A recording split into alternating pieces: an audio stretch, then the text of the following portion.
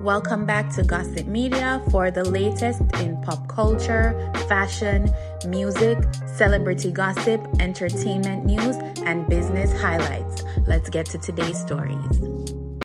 According to Radar Online, the Kardashian TV empire is crumbling and momager Kris Jenner is panicking because her daughters are fed up with being dragged along by their bossy mother, who's desperate to keep the Kardashians going to feed her ego and bank account. Kris is tired of trying to hold together the show that she built that made her and her daughters rich and famous. But the girls are older now and have gotten so successful, they are resisting and want out so they can go and look for projects of their own. They can be billionaires in their own right, so why would they stick with her? It is reported that Kim has a full plate with the TV legal drama All's Fair, co-starring Hollywood heavy hitters Glenn Close and Naomi Watts, and with her cosmetics and fashion businesses and other cash-spinning projects.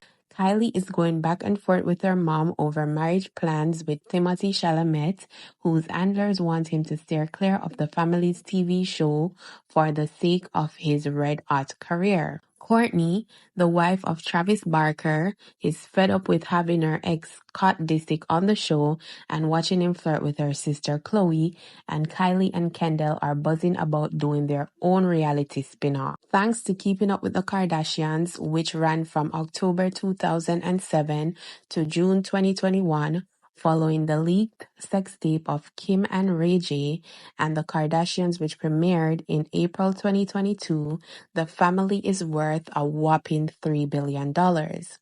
But sources noted that the oldest sisters, Kourtney and Kim, were in their early 20s when the show began, and now they are moms themselves. Even the youngest sister, Kylie, is a mother of two. It's no wonder the girls are ready to strike out on their own. Even the oldest was barely out of their teens when the show started, but now they're mature women with families. It is reportedly hard for their mom, Kris Jenner, to give up the power and money. Kris is desperate to keep the ball rolling, but her kids are grown women. They are also tired of having to follow a storyline they don't like, but she insists on. That puts the family business, the reality show, on the chopping block, and Kris is at her wits' end trying to save it. I don't know who wrote this article on Radar Online, but it has a few stretches and exaggerations. Anyways, I've always been a fan of Keeping Up with the Kardashians ever since the first season, and I still love it up until this day. I've learned a lot from their shows, especially regarding managing and business, so I would definitely miss the show if it ended altogether. I remember when it was announced that they were ending on E, and I was like, oh no, until they announced the Hulu partnership. And the Hulu version is a little different, but I enjoy it. They've also used their platforms in the right way to launch their brands, and it is really successful. A lot of times people get opportunities to be on TV and they just make a complete mess of themselves. But I do understand that they are also a family.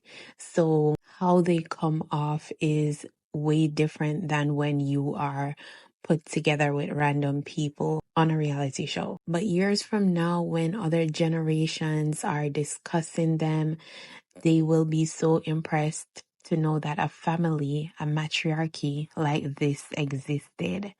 I think it's so beautiful too, because I don't know if you've ever wondered about your ancestors that came before you and what they were like. They have this documented to some extent, and that's great because one day they'll be a memory just like everyone else. But I would love for the show to continue because I really, really like it.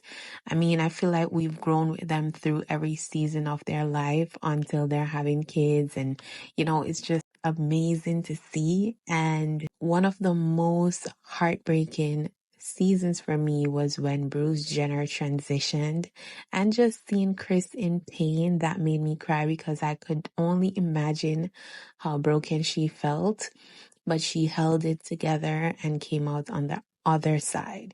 Watching people go through things or deal with challenges, It always inspires me because we all go through stuff.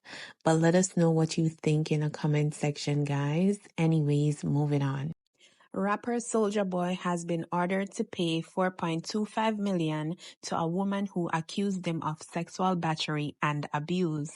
The unnamed woman sued the star, whose real name is DeAndre Cortez Way, in 2021, saying he regularly raped her and beat her and sometimes kept her as a prisoner after she was hired as his assistant. Way had denied abusing her and said that their relationship was consensual, but a jury in a civil trial found him liable for sexual battery, assault, and gender violence. The 34-year-old smiled calmly as the verdict was read on Thursday. Speaking outside the court, he maintained his innocence and said he was committed to filing an appeal and fighting for the truth to be revealed. During the trial, Wade denied beating or raping her, calling the accusations disgusting.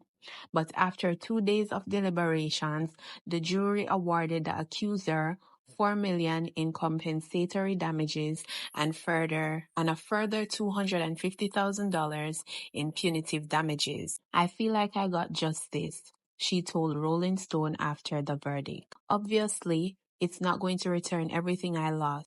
I lost way more than I gained. My hope is that he doesn't do this to any more women. Soulja Boy is known for his party rap style that spawned hits like Crank That, Kiss Me Through the Phone, and Pretty Boy Swag. His commercial peak came in 2012 when Forbes magazine revealed that he earned $7 million since he has diversified into record production and video game development. According to court documents, the woman was hired as an assistant in 2018 and started a romantic relationship shortly afterwards. The abuse soon followed, she said. The lawsuit accused him of punching and raping her several times. During her testimony, she said she had lost almost half of her body weight during their relationship, dropping to almost 39 kilograms before she managed to get away from him. I didn't even feel human anymore, she told the court. I felt like an animal. She said she had stayed in the relationship because Wade threatened to hurt her or her family and told her he would post a sexually explicit video to the internet if she left. Text messages shown in the court painted a complicated picture of their relationship. Wade would ask her to perform typical tasks of an assistant, including making travel arrangements or setting up computer equipment, but at other times he would text her messages like, I hope you die slow, I hope you catch corona, and I should have killed your ass, the jury heard. In other messages highlighted during the trial, the woman texted Way, you body slammed me on my head and choked me, and I should have just let you hit me. Her lawyer, Ronald, argued that the rapper never responded with denials. However, he would apologize, sending messages such as, babe, come back, let's talk. Are you okay? I'm sorry, I love you, please call. During the trial, Wade denied that his accuser had been an employee. Instead, he claimed he had offered her a place to stay in exchange for which she would roll marijuana for him. During closing arguments, Wade's attorney Ricky Ivey maintained that the woman had invented her story and was motivated by jealousy, revenge, and financial gain. Although Wade was found liable for sexual assault, he was cleared on claims of false imprisonment and constructive dismissal. It is not the first time that the rapper has faced such allegations. In 2023, he was ordered to pay ex-girlfriend Kyla Myers $471,900 stemming from an assault and kidnapping lawsuit she filed. Now guys, this is how Soulja Boy responded after the court. Here's the video. Think about the verdict. Today, I stand before you deeply disappointed in the verdict delivered in my case. I firmly believe that the decision made in court was not based on facts or substantial evidence, but rather on factors that were outside of my control. The truth was overshadowed by the involvement of individuals such as the jury who were not present during the events in question, and I feel that the system allowed external influences to shape the outcome. Furthermore, The use of Jane Doe as the identity of the accusers raises serious concerns about fairness. Keeping these individuals anonymous while I'm forced to face public scrutiny creates an unequal playing field. I believe this entire process has been tainted by a system that is not designed to protect the rights of the accused. I want to make it clear that I'm innocent. This case was never about justice. It was about money and personal gain. And I will not let that stand. I am committed to filing an appeal and fighting for the truth to be revealed. I will continue to stand by my decision and believe that I did not commit the crimes I'm accused of. Thank you to everyone who has supported me during this time. I promise that I will fight until the end to clear my name and expose the truth. Thank you. So he's saying that the allegations are not true and it is motivated by money. And another ex sued him and successfully won with similar claims. Soulja Boy was on Love and Hip Hop with Nia, and their relationship was horrible. And then they went on, I think it was Marriage Boot Camp, and it was just like, this person is really sick. That's what I got from it. Like, he was just so little and angry, I just couldn't understand it. So whenever claims come out regarding anything of this nature, I know for a fact it is true. After Nia and him ended things, she went on Tasha K and she gave an interview and she revealed a lot of abuse and stuff, like he's just a mean spirited person. So I feel like something is wrong. I don't know what he's going through, what he's been through, or what he's struggling with, why this is his nature. But I hope that he gets help because this is not looking good at all. And the fact that he lost and he's denying it, like after so many women have come forth before, to me, it's scary. I think that he's sick and I think he needs to get help. But let me know what you think in the comments, guys. Moving on. So the first night of Vybz Kartel's return to Brooklyn, New York at the Barclays Center was held and it was sold out. Both nights are sold out. But the first night was packer than a tin of sardine. Even Cardi B posted a video on her Instagram story saying she has never seen the Barclays Center this packed. Congratulations, Vybz Kartel. This is a huge moment. This is a big, big moment. All right? So following up to the show, I've been watching all of his press runs, interviews, and you can tell that he's been through a lot. He is still the charismatic Kartel that we know and love, but certain questions always bring him to tears. In every interview, he almost, if not, cries. And it's beautiful to see him being so vulnerable, even though those experiences that caused it might be difficult to relive. But I know it's also tears of joy and gratitude. I know that he is also putting his best foot forward and appreciating the moment while reaping the rewards that he's earned. He entered the stage dressed in a fur jacket with a nice casual suit under. You could tell that it is expensive. He later changed into a fully blinged out casual sweatsuit, and if you know, you know. This is a sign of a superstar when they wear bling on stage. Michael Jackson is infamous for this. He was later joined by the Queen herself, Spice, who both gave an epic performance. He squashed the beef he had with Black Rhino. Ja Vinci was there, Russian was there, Buju Banton was there, Not Nice was there, Elephant Man was there, Safari was there, Busta Rhymes was there, and Cardi B was there, just to name a few of the celebrities that were spotted. While performing, he brought his mom on stage and sang to her while kneeling and crying. He brought his fiancée Sidem on stage also and serenaded her. Aw. He said he didn't cry much while he was incarcerated, so I guess he's letting it all out. Safari was seen crying because he was in disbelief that he's witnessing Vybz Kartel, and he said in his caption that he can't believe that Kartel's free. It was an emotional moment even for me watching. The crowd was on top of their voices, singing word for word. It was like he had a choir, right? I wasn't even shocked to see how full the stadium was because he is the Vybz Kartel, and I knew for a fact that the show would be sold out. I knew it. Like when the ticket prices were advertised and everyone was saying, oh, ticket prices are more than Beyonce's. And I was like, this show is going to be sold out so quickly. This is nothing. This shows the power that he has and the value and impact of dancehall music, a genre that for so long has been shunned for its violence and inability to be mainstream.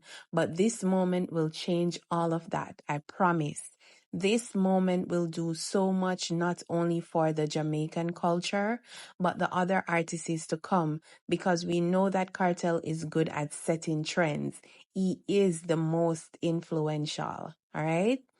He also did an interview on The Breakfast Club, Ebro in the Morning, and Lisa Evers, and he spoke about being incarcerated and recording his album using the iPhone 5S with his mattress and some prisoners watching if the guards are coming.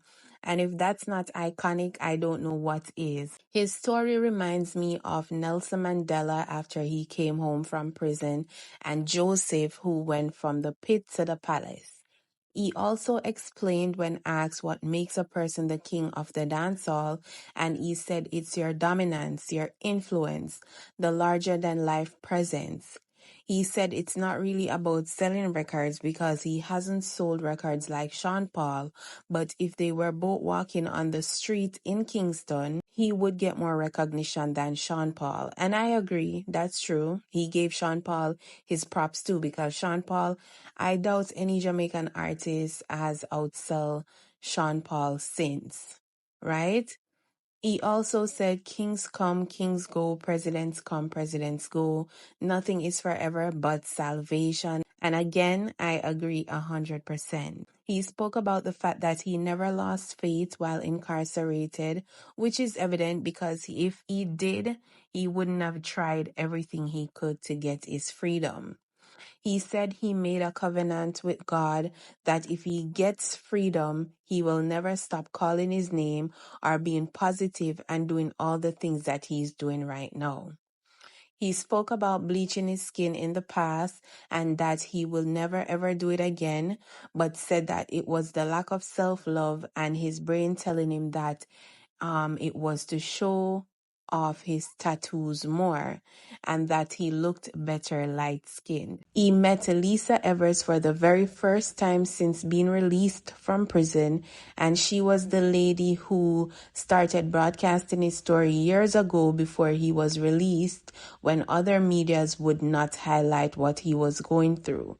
So you know that she has a huge influence on his freedom too. He was also asked about his marriage to Sidem, like when will he marry Sidem?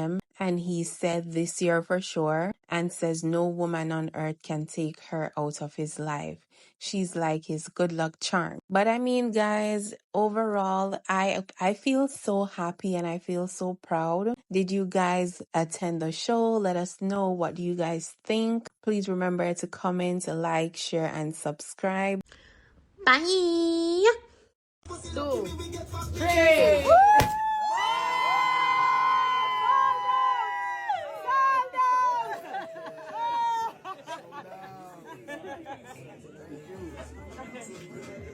Long time.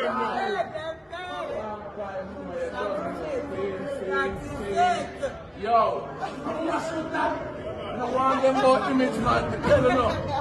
Yo, big up my crew, you know. Big up the crew, big up the crew, big up the crew. Big up the crew. Mama, you look so good, man. No spice, but you not look so good. Jesus Christ, man. Noah. Yeah, the queen is